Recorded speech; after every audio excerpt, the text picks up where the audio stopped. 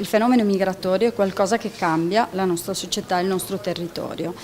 Il saperlo governare, il saper dare delle direzioni a questo fenomeno e quindi capire in termini di politiche sociali e politiche economiche come intervenire, ci può offrire anche l'opportunità per intervenire rispetto a quegli elementi di crisi di cui si parlava, la questione demografica, la questione economica, il fatto di ripartire anche da professioni e da settori ormai abbandonati dai giovani italiani e quindi il rilancio anche di alcuni segmenti dell'economia. Ci troviamo in questo limbo sotto diversi punti di vista, da un lato per le famiglie immigrate, in quanto si trovano in una condizione di dover investire in un territorio in cui sono presenti da tempo e dall'altro lato la difficoltà di trovare un lavoro. D'altro canto anche per le famiglie italiane c'è questo limbo, questo futuro sospeso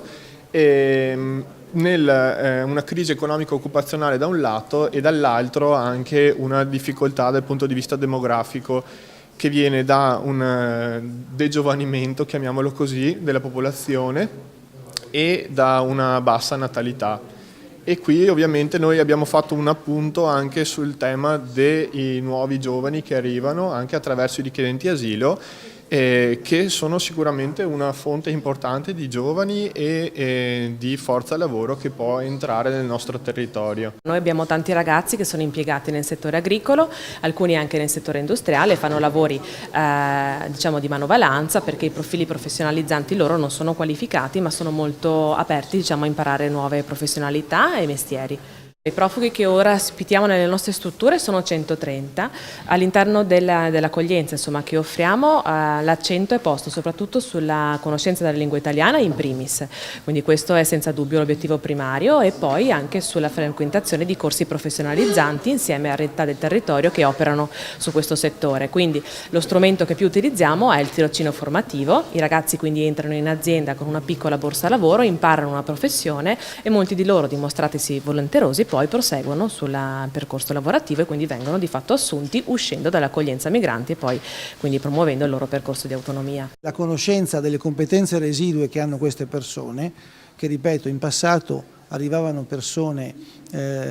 prevalentemente per ragioni economiche, la migrazione per ragioni economiche. Oggi ci troviamo di fronte ad un fenomeno in cui a fianco alla migrazione per ragioni economiche c'è la migrazione per ragioni umanitarie. Il punto è che le persone che arrivano attraverso questo percorso sono portatori spesso di scarsissime competenze, a differenza di altri paesi europei che vengono coinvolti e in parte anche travolti da questi fenomeni che spesso incrociano invece persone che hanno competenze molto più alte. Poi vi è da dire che la strada in questo momento dell'arrivo nel nostro paese per ragioni economiche passa anche attraverso molto la cosiddetta funzione dei ricongiungimenti familiari, che è un fenomeno che va attenzionato perché i numeri potrebbero essere anche rilevanti. Già alcuni anni fa questo era stato messo in evidenza, ma oggi ormai abbiamo un peso della popolazione anziana rispetto alla popolazione in età di lavoro che sta diventando sempre più importante e potrà essere contenuto soltanto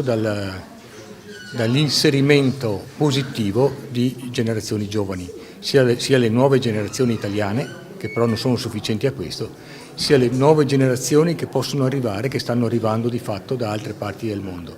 La scommessa, la sfida è riuscire a inserirli in maniera il più stabile possibile nel nostro territorio.